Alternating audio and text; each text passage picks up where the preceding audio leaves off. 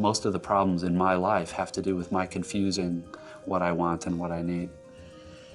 I remember in high school, I used to sit next to this kid named Victor in Spanish class. Shout out Victor. Legendary class clown. He used to shout things out like, "I'm gay," which is just groundbreaking comedy when you're 15. I remember I used to feed this kid like one-liners. Like I would think of something funny to say, but then instead of saying it, I would just whisper it to him, and then he would say it, and it would get this big reaction, and the teacher would get upset. And I remember that made me feel really good. One time, Victor snitched on me. He was getting sent to the principal's office, and in an effort to save himself, he was like, "Ryan told me to say it." And then the teacher was like, "Not sweet little Ryan." I think that's how the world perceived me for a big part of my life. Just a shy, awkward, sensitive little mute boy. But what they didn't know was I had a secret. For the purposes of this video, we'll call him Secret Ryan. Secret Ryan is my shadow in a Jungian sense. He's the part of me that I try not to show other people. In the autism world, they call this process masking. It's a subconscious split that happens when you realize, as I did as a child, that a lot of the shit going on up here needs to stay on the down low. It was drilled into me from a pretty young age that there's a certain way to act and a certain way to feel, and if you deviate from that at all, your sinful ways will be punished, and it's just really something you need to work on. And I realized after a while that it's just easier to take the path of least resistance. It's easier to just tell these people what they want to hear, do the bare minimum, and just get through it so that I could get back to the part of my life that I actually enjoyed, which was hanging out with Secret Ryan. He's just cool, man. Like, he gets me. He's fucking punk rock. He's emo. He just really wants to, like, orient himself in a way that has the most positive effect on the most amount of people. However, he also has a bit of a temper, especially when motherfuckers be trifling out there. He can sniff out bullshit a mile away, which makes me look like a bad guy in a lot of situations. Like, I find it very difficult to comply with authority figures because Secret Ryan is in my ear the entire time just being like, "This motherfucker doesn't care about you." Just the way they're talking to me, the way they're looking at me, it's like Secret Ryan just knows that this motherfucker is gonna push the envelope. This motherfucker is determined to disrespect my autonomy in some way. And this is where I get in a lot of arguments with Secret Ryan because I'm like, well, how the fuck could you know that? You've just met this person. And sometimes he's wrong about people, like he mistakes a bad mood for nefarious intentions, but for the most part, he's proven right over time. He's like my big brother. He's there to protect me, and he's funny. The problem is he's just fucking stubborn and cantankerous and rude, and if I let Secret Ryan out of the bag all the time, I would just be getting in fights with people constantly and expending all this energy, and that's just not a sustainable way to live your life. However, as I grew older and as the need to mask increased, I realized that I started to need to look for ways to let Secret Ryan out of his cage. I wrote poetry, I blogged, I went through a really cringy white rapper phase in college that I don't want to talk about. I think my best line ever, like my best bar, was I was in this rap battle with my friend Chris, and I said, "Yo, your flow is terrible. What more can I say? You look like Dumbledore, and J.K. Rowling says that you're gay." Secret Ryan was really starting to gnaw at the bars of his enclosure, and it was just time to give him a better outlet for his growing list of grievances. On the one hand, it can be difficult and it can be redemptive and morally instructive and all the good stuff we learn in school. On the other hand, it's supposed to be fun. I thought, like, if I could just give Secret Ryan a microphone, if I could just be as funny as I was when I was in the shower, then I'd really have something. Because I knew Secret Ryan. I've observed him for years, and let's just say he's got some interesting takes. Take this one from February 20th, 2023. "I go to a really strict dog park. They make you pick up your dog's pee. I always forget to bring a ladle." Or this absolute gem that I still stand by. "Yo, I got that Wallace and Gromit dick." What do you mean by that? Now, that's not a joke, let alone a coherent thought, but we can work with that kind of energy, you know what I mean? Like, we can mold these ideas into something more palatable for the average, normal human being. People who don't sit around thinking about claymation penises. Can you believe that? People will live an entire life and that thought will never cross their mind even a single time. Oh, how we waste our human potential. I started doing open mics and realized very quickly that I'm not funny at all. But more importantly, I also realized that I'm no less funny than any of these other assholes who are trying to be funny. And as fucked up as it sounds, it really gave me a lot of confidence to watch other comedians bomb. Like, I'd be standing in the back of the room just watching a guy ramble about his cat for 5 minutes, and I'd be like, well, you know, at least I could do better than this asshole. But then the thing was, like, I started to get along with these assholes. It turned out they weren't really assholes at all. They were actually pretty nice and pretty cool. Like, turns out Cat Guy, like, he's a pretty fun hang. He gets after it, dude. It took me like 2 years to finally loosen up and just accept that these people are my friends, and it kind of gave me a little warm feeling in my chest that we'll talk about later. But aside from that, the first couple years of doing stand-up were pretty rough. Like, if you've never done stand-up before, let me try to paint a picture of the room, right? Because you like see it on TV and everyone's cheering and it seems like everyone's having such a good time. Picture 6 people, right? 3 of them are girlfriends of comedians who, by the way, are pretty over their boyfriend's new hobby. 2 people sitting in the front row. They're like they just happen to be at that bar on that particular Tuesday night. They're just victims of circumstance. By the 3rd comedian, they're going to be looking at each other like, is it rude if we leave? Then over at the bar, you've got like one vaguely homeless guy who's just going to moan throughout the duration of the show. And then in the back of the room, there's like 9 comedians who have already heard your jokes. Go try to be funny in that environment. Go up there with some energy. Oh my God, guys, the craziest thing happened to me this week. Let me tell you about it. 3 minutes into your set. Yeah, so like I said, I'm a comedian. In my primordial ooze stage of comedy, the jokes they were pretty rough. I remember my closer was, I fucked a ton of girls in college. There were only like 6 of them, but all that weight adds up. I was trying to write a joke about how like I have a fetish for BBWs. I was trying to write a joke about how I am attracted to women of the larger persuasion, and it just came off like mean, and like the fat women in the audience would get upset, and that wasn't my intention, but I just didn't know how to like calibrate my shit correctly yet. I'm not going to defend that joke, but I do have kind of like a lame explanation for it, which is that I think a lot of my masking went into effect when I was around 14, 15, when I was just entering high school. That's kind of when Secret Ryan went off and did his own thing. The problem with that is that he wasn't saying his thoughts out loud to have other people react to. There were no checks and balances. Hopefully, when a 15-year-old says something fucked up, somebody around them is like, hey man, that's kind of fucked up, you shouldn't say that, and then they realize it and, you know, grow as a person. They learn to respect people's boundaries, right? Because you're not living in a vacuum, right? Like, life is not a CSGO lobby. You have to have respect for other people. I just hadn't gone through that process yet. I was starting to let Secret Ryan out through this process of unmasking, but in a lot of ways, he still had the maturity of a 15-year-old. I think through stand-up, because I was getting reactions to my ideas in real time, it really helped me develop more empathy for other people. Don't get me wrong, I was still a fucking alien wearing Hawaiian shirts, drinking 12 beers a night, talking about rock climbing up a wall of glory hole dicks, but I was beginning to find common ground with my fellow man. I began to shift my comedy slightly in a more relatable direction. This is a little snippet of a bit that I used to do about Yelp reviews. You guys ever go on one of those review sites? This is something I like to do. I go on a review site, I sort by 1 star, right? I look for one that's like 8 paragraphs long, you know, like a real juicy one.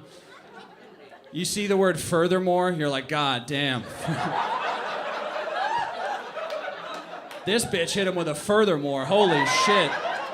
I started to take my weirdness and put it into venues where other people already felt comfortable, right? Like internet culture, current events, relationships. And do I feel like a sellout? Yeah, a little bit. But the claymation penis joke just wasn't working, buddy. So you got to figure it out. I was growing as a human. I was shaving off my rough edges. I was learning how to connect. I don't think it's evil. I think it's just the way that it works. The only way to get 10 or 20 million people all interested in the same thing is to pitch your appeal very, very low. All right, so one time I was doing this show at a German bar. It was a terrible show. There was no microphone, there was no sound system, there was no stage. So what they did is they moved the tables and chairs out of the corner, and they just had us go up one by one and just like rant into the ether. Like, I just imagine someone walking in the bar being like, "What the fuck is happening right now?" Well, unfortunately for us, nobody did that. There was only 2 people at the bar. It was like this elderly, like 90-year-old German couple just sitting at the bar. There's the bartender, and then there's like 7 comedians. I remember I got this really dark German beer, you know, this like tall glass of dark German beer, and I was talking to the bartender while I'm on stage. I'm like, "What kind of beer is this?" They say, "Oh, it's a Weimenbach." Wow, that's really, you can really taste the dead Jews. Back of the room, fucking on the floor. The comedians loved it. The 2 elderly Germans got up and left immediately. They thought like the Nuremberg trials were about to start. And then the show was just over. Like, none of the other comedians wanted to go on stage because there was no audience and we'd already heard each other's jokes. So we just got drunk on a Tuesday instead. And I think this goes back to the warm feeling we were talking about earlier. Yes, beer had something to do with it, but it was also the connection. I didn't care that the show was a complete disaster because I had friends now. Like,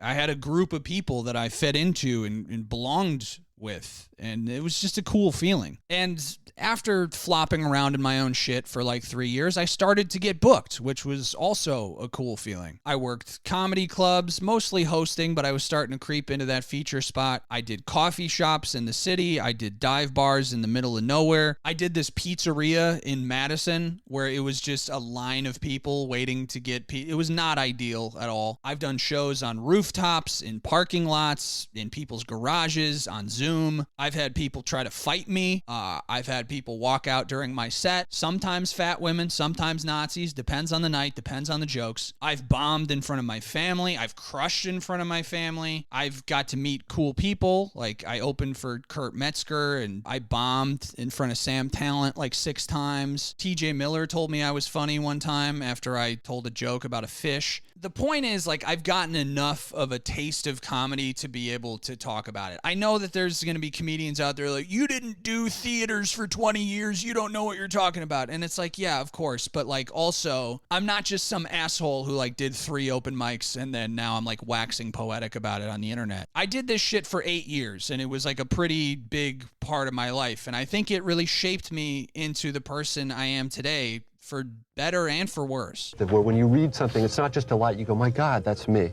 You know, I've lived like that. I've felt like that. I'm not alone in the world. When I started doing comedy at 22, my life was pretty devoid of social connections. I was struggling to settle into a career. All my friends had moved away, and I was terrified of meeting new people, and comedy really checked a lot of those boxes for me. It's kind of cute, but also sad that my response to being disconnected was to go on stage every night and waterboard myself into having a good personality. Like, it's just kind of funny and in like a Greek tragedy sort of way. But I think it worked to a certain degree. Like, my rejection sensitivity is much lower. I'm much better at articulating myself. I went on adventures and made friendships and experienced things that I never would have experienced otherwise. I think there was something beautiful in those blood-soaked toilet bowls of my early 20s. In my social impotence and verbal constipation, I look back at the totality of it now, all the hours spent rehearsing bits, all the road trips with my friends, all the people I entertained or disappointed. And where I used to feel shame, I feel like weirdly proud and grateful about it now. In my search for connection in a macro sense, I found it in a micro sense. Levi Bauman, Todd Basinger, Dan McCullough, Dan Gessner, R.I.P., Chris Kaufman, Robert Sidney Wallace, Donnie Townsend, AJ Grill, Drew Flaggy, Sasha Rosser, Gary Zadzikowski, Elijah Holbrook, Mark Vegas, Kelsey Miller, Kay Barati, Sarab Farumanesh, Eric Emerson, Rich Damore, Jameson Cox, Ethan Everhart, Mike Adralis, Bill Gewirtz, people I'm forgetting.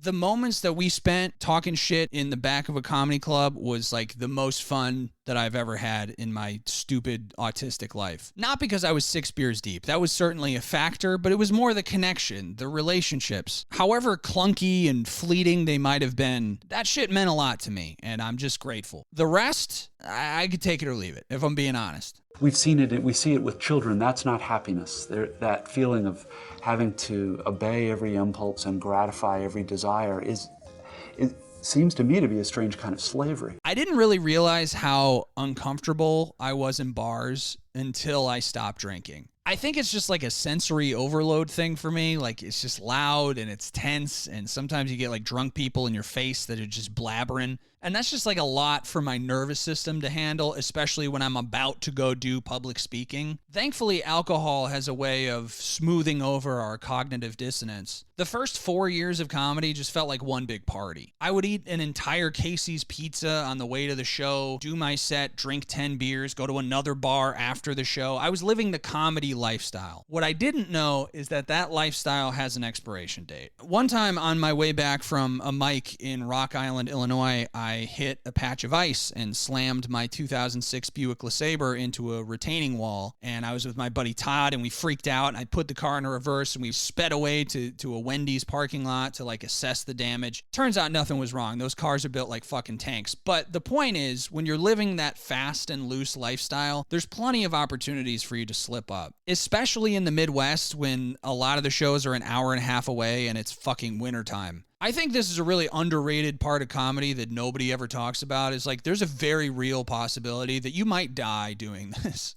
especially if you account for the damage that you're doing to your body. This is a weird way to start a sentence, but I bled from my asshole a lot. I had a pilonidal cyst that would open up every single time I took a shit, and I would always get like panic shits before the show. So I would shit blood, get super dizzy, and then just go on stage. And it might account for like why my jokes were so terrible back then also. One night, I drank a little too much, and I woke up at 3 a.m. with blood pouring out of my head, and I went to the emergency room, and they scanned me to see if I had a concussion, and they said, good news, you don't have a concussion. Bad news, you fractured your C4 vertebrae. You done broke your neck, son. I went to bed that night in the hospital, like not knowing if I was going to be able to walk again. Turns out everything was fine. I didn't need surgery. I don't have any, it still hurts every day, but it's like, it was fine. And the biggest thing that I was annoyed with is just the fact that like now I have to go on stage in a neck brace, which looking back on that, it's like, my brother in Christ, you almost were paralyzed, and your biggest fear is like, oh, now I got to address it. Now I got to write a joke about having a broken neck. Everyone's going to think I'm using it as a crutch. On top of that, I was getting fat as hell. Like, forget a freshman 15. I put on a comedy 60. I felt like shit all the time, but I was used to that. What really freaked me out is when I started having a pain right here, right where my liver is. All right, I'm freaking out. I'm thinking cirrhosis of the liver. I've got a tumor. I'm going to die. Turns out it was just gallstones. It was no big deal. I just had to get my gallbladder removed. Turns out my liver is built like a fucking tank. But the point is, I was starting to get these pretty clear physiological warning signs that like this lifestyle is not sustainable. I thought it was just the alcohol. Stupidly enough, I thought, well, if I just get rid of the alcohol, everything will be fine. Turns out the alcohol was just a Band-Aid covering the autism. After I got sober, I think what became apparent very quickly is just how like viscerally I did not want to fucking be there. No disrespect to the other comedians. It was just like this like panic response, this like fight or flight, like every atom in my body was just like, we got to get out of here or I'm going to freak out. I would hide in the bathroom. I would go outside and smoke a cigarette. I didn't even smoke, but I would start buying packs just so I had an excuse to go outside and just fucking okay, like we're gonna be fine. I think I kept showing up because I was locked into this idea that like I was supposed to be a comedian. Also, part of it is I have this gross like need for other people's approval. But the funny thing was, when I finally did get the approval, I didn't even really know what to do with it. I was like a dog chasing a car. Like people would come up to me after the show and be like, dude, man, that was so great, blah, blah, blah. And I'd just be like, kind of awkward and like stammer, like, oh yeah, okay, thanks for coming. Like some comedians, they like the attention, not me. me at all. I did not want to hang out after the show and mingle with people. I wanted to hide in the green room, drink my 300th beer of the night, bum a cigarette, and go home and go to bed. I was experiencing a pretty unmanageable amount of stress, hence the drinking, and I didn't even enjoy the approval, so it kind of begs the question, like, why the fuck am I still doing this? The problem was I started out, I think, wanting to be a writer and wanting to get some attention, and I got it really quick. And by writing.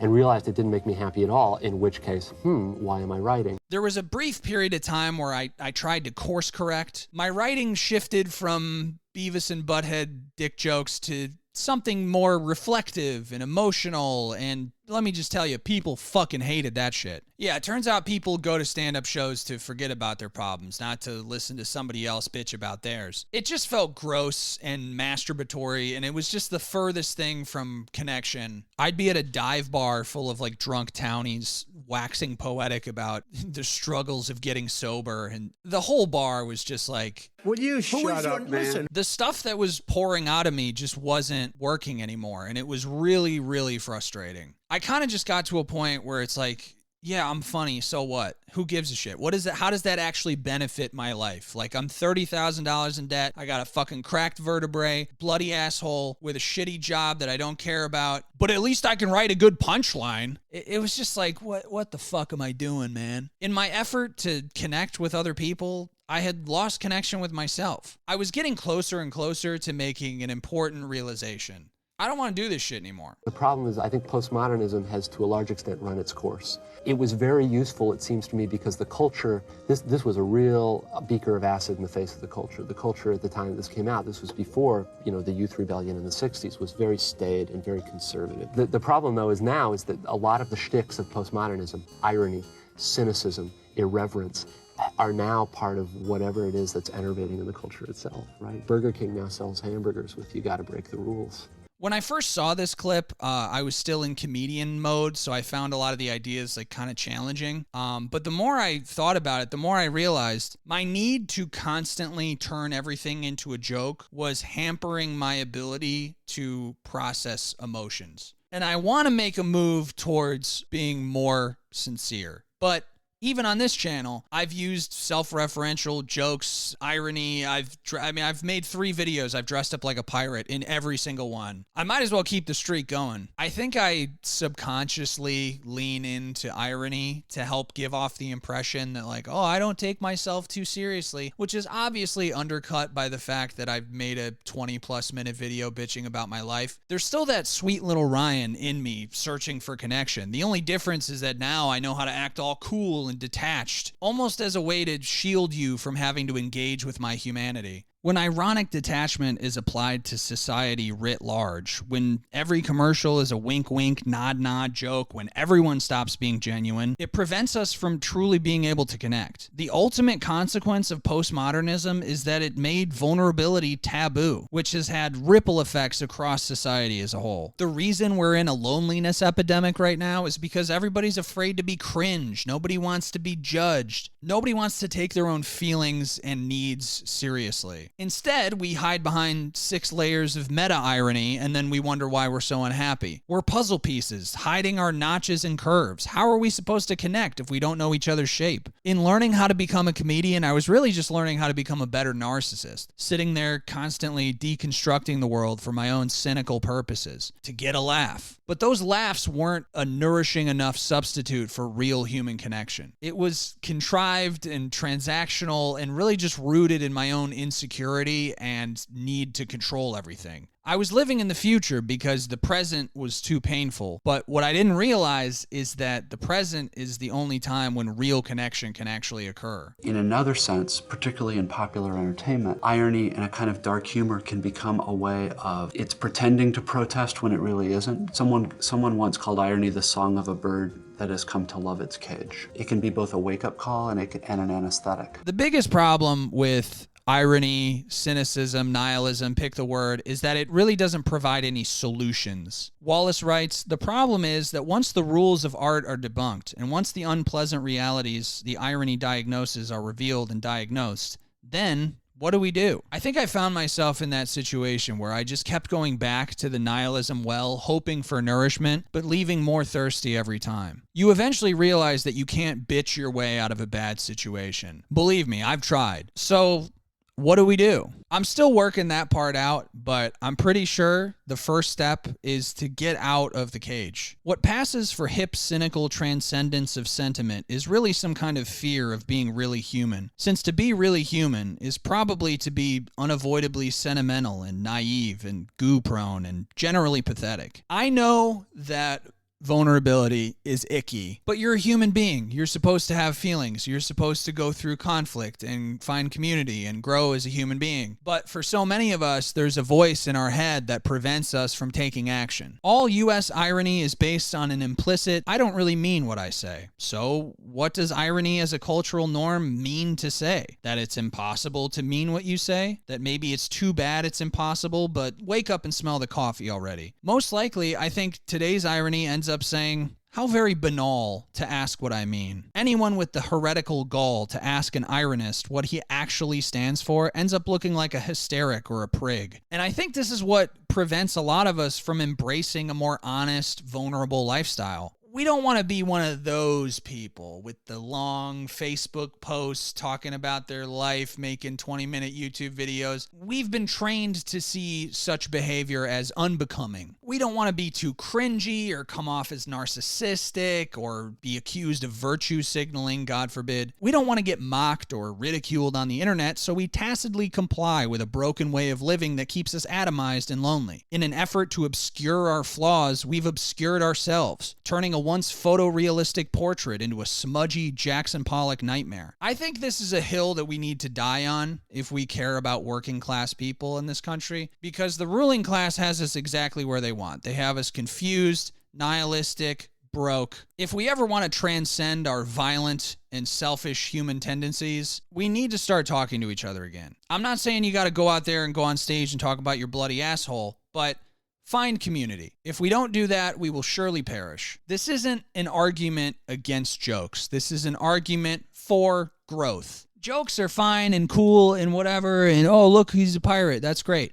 But the irony needs to be cut with sincerity. Otherwise, like, what's the fucking point, man? Otherwise, you're just a claymation penis in a world full of suffering. I still feel embarrassed about being such a nihilistic dickhead for all those years. But I've come to understand that sometimes ways of being that helped us in the past grow old and die off. Every few years, the tectonic plates shift and we just have to reacclimate to a new climate. I'm arguing that now is one of those times. Well, what the really great artists do is they're entirely themselves. They're entirely themselves. They've got their own vision, their own way of fracturing reality, and that if it's authentic and true, you will feel it in your nerve endings.